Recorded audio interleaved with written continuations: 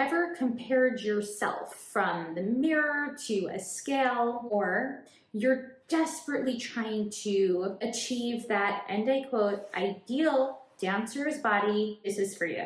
I'm Rachel Fine, registered dietitian nutritionist and founder of To The Point Nutrition. A dancer's performance is a direct result of hard work and motivation. So where does food fit into this? There's a lot of myths and a ton of antiquated ideals, and I'm here to dispel those. Hi dancers, welcome back to Nutrition for Dancers with me, Rachel Fine, registered dietitian nutritionist. Today, we're diving into a relatively misunderstood topic, what a healthy body weight actually means for dancers. Because if you've ever compared yourself from the mirror to a scale, or you're desperately trying to achieve that, and I quote, ideal dancer's body, this is for you. We'll unpack how muscle, fat, and water actually influence weight, so in other words, body composition, why BMI charts totally miss the mark, and most importantly, how, as dancers, do we redefine what a healthy body looks like. I want you to feel empowered to trust your body so that you can finally focus on what truly matters, your dancing, your artistry, and how you feel in the studio.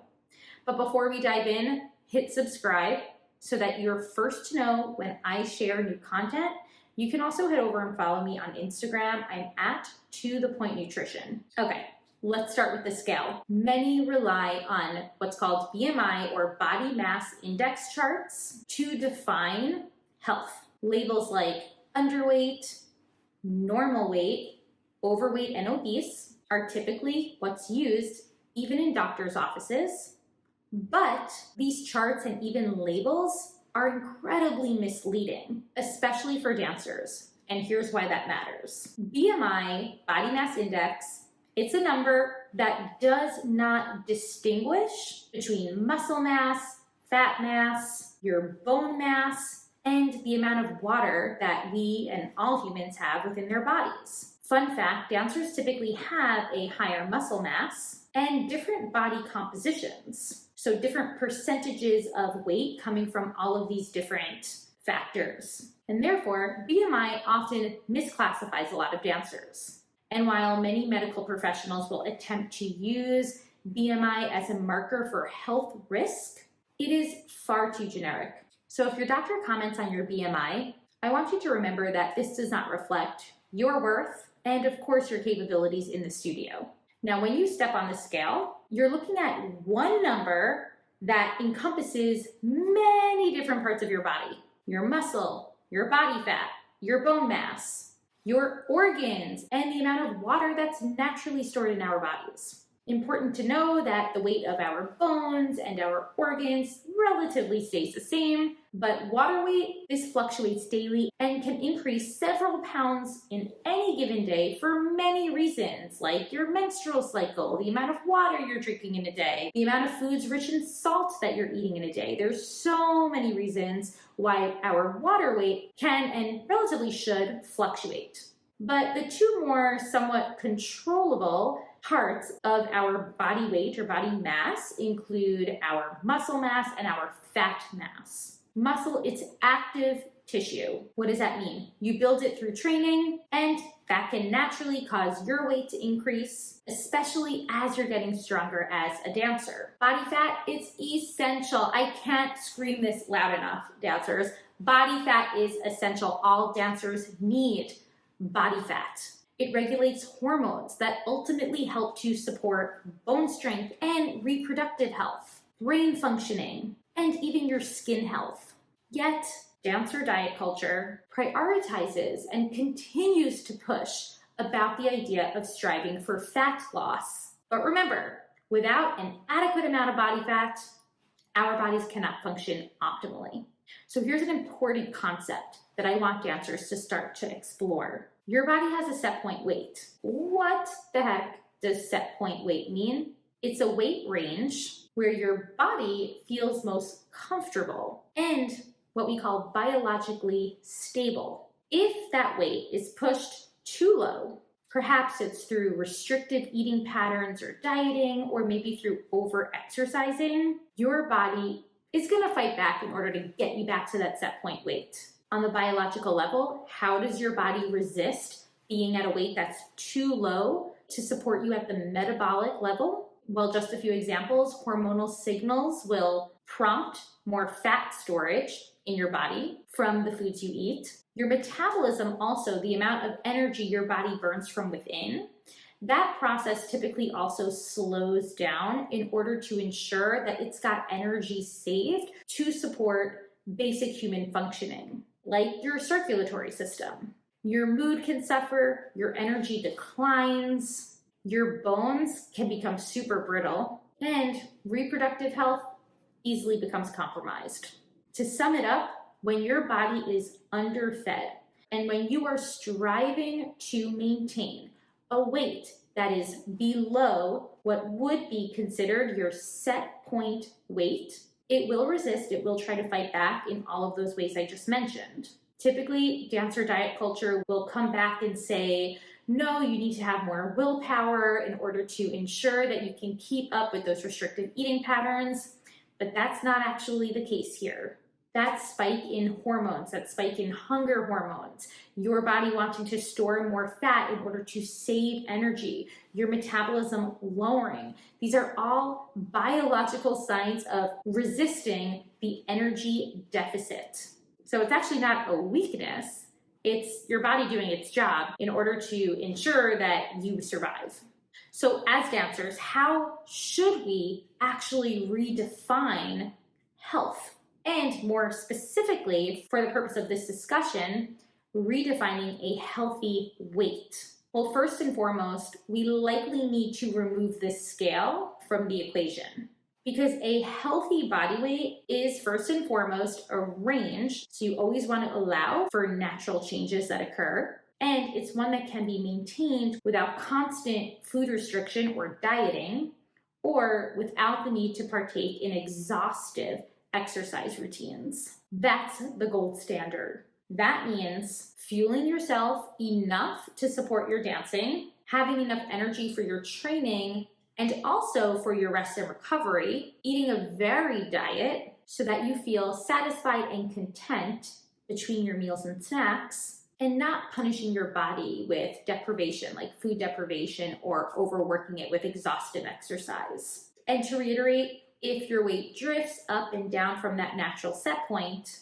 it's normal, it's healthy, it's expected. But also, I just want to remind you that this set point weight range is typically not achieved until adulthood. So recognize that adolescents, teenagers, and even young adults are going to experience larger and natural weight fluctuations before they even achieve that set point weight range. Now that we've uncovered what a healthy body weight can look like for a dancer, we should address the elephant in the room. Unfortunately, dance culture amplifies an obsession over body weight, shape, and size. Narrow ideals are pushed, and for most dancers, what this means is the development of extreme body dissatisfaction and even body dysmorphia.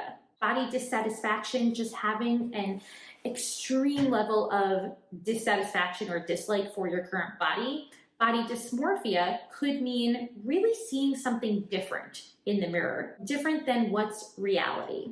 Body dysmorphia is a chronic preoccupation with appearance. It's often rooted in a lot of criticism that we might receive as young dancers when it comes to bodies, whether that criticism was received personally or perhaps you heard around you a lot of body criticism being thrown around. Unfortunately, because of the industry, dancers are at a higher risk for developing body dysmorphia. So how can we start the process of dismantling that mindset?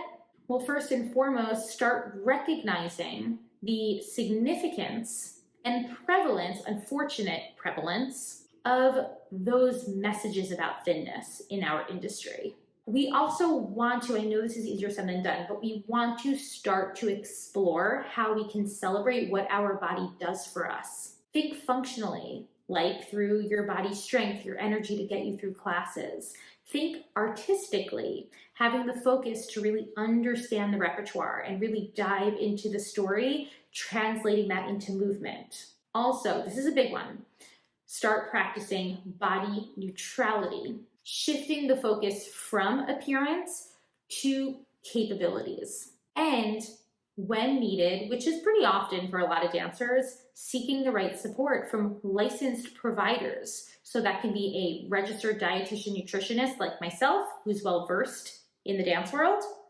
That can also very much mean working with a licensed mental health practitioner to help unravel a lot of this messaging and make those cognitive shifts. Taking action is incredibly important, not just in the healing process, if you're healing from dancer diet culture and the messages you've received about body image, it's also important from a preventative standpoint. A few small, meaningful steps can help you get started.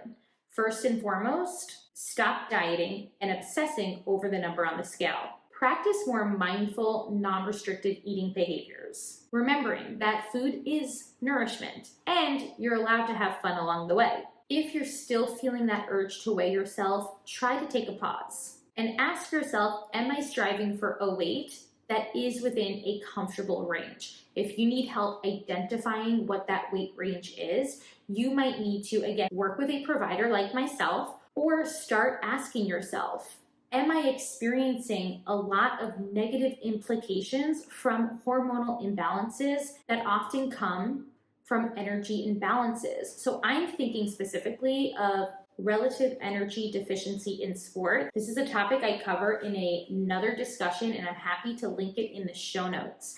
But relative energy deficiency in sport, sometimes it's called RED-S, sometimes it's called REDS, but the bottom line, it is the negative implications that occur when dancers are experiencing prolonged energy imbalances. So what this might look like, irregular or non-existent periods, especially by the age of 15, injuries that don't heal, recurring bone-related injuries like stress fractures, challenges with energy and focus in the studio, feeling like you're on the brink of burnout. There's a lot of signs of RED-S, and I highly encourage that you read the blog post that I'm going to share in the show notes to learn more. But understanding these signs can help you in identifying whether you are sustaining within that set point weight range or that healthy weight range for your body. Also, start shifting conversations in dance, again, away from just being about appearance and rather thinking more about dance performance and stamina, energy levels, focus. We want to try to rewrite the narrative. Movement is for everyone with any and every type of body. This isn't about changing your body. It's about changing your relationship with your body. And that's when we can finally access our full potential in the studio. Thank you for being here today. I know that this just scratches the surface of what's a very large and important topic. It's one that I dive deeper into on my blog and within the many courses that I offer in The Healthy Dancer. I highly encourage, if you're struggling, to check out these resources. I've got tons of free and paid options for dancers looking to level up the work they're doing to heal their relationships with either food or their body image. I'm going to share more links in the show notes. You can also hit subscribe so that you're first to know when I post new content. Go ahead and follow me on Instagram because I share topics just like this every single day. It never hurts to have those reminders. And until next time, I'll talk to you soon.